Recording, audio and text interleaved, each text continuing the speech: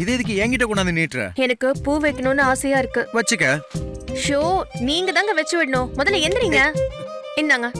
என்ன உஷா இது இந்தாங்க திடீர்னு? ஆப்பிள். வச்சு விடுங்க.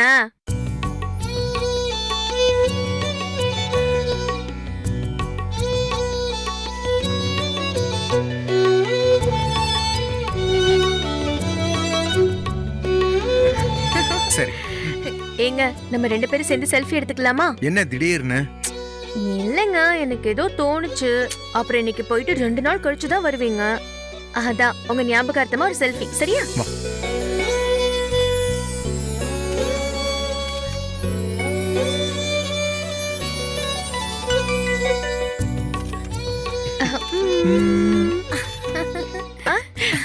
அம்மா அப்பா வாங்க எல்லாரும் சேர்ந்து செல்ஃபி எடுக்கலாம். நாங்க எதுக்குமா? வாங்க. ஆ நீயும் மாப்பிளையும் எடுங்க. ஐயோ அட, வாங்க வாங்கம்மா. அத்தை, வாங்க மாமா. ஆ, வாங்க வாங்க. மாமா, வாங்க. வாங்க.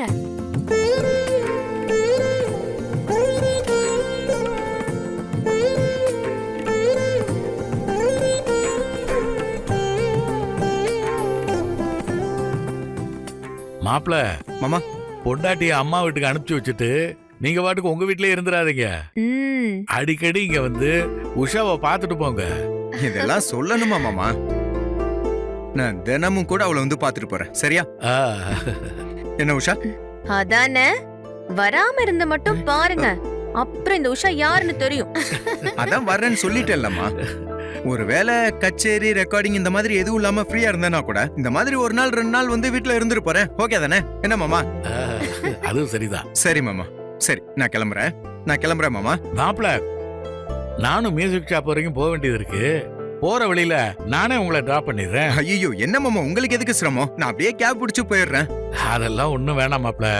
நான் அந்த வழியா தானே போறேன். நானே உங்களை டிராப் பண்ணிடுறேன். அப்படியா? சரி ஓகே. சரி உஷா, அப்ப நான் கிளம்பவா? ம்.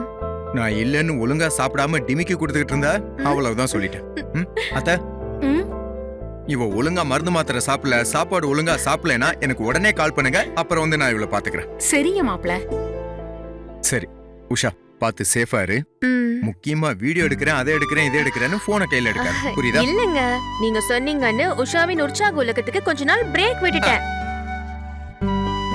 அதுதான் அதுதான் உனக்கும் நல்லது, உன்னோட ஃபாலோவர்ஸ்க்கும் நல்லது.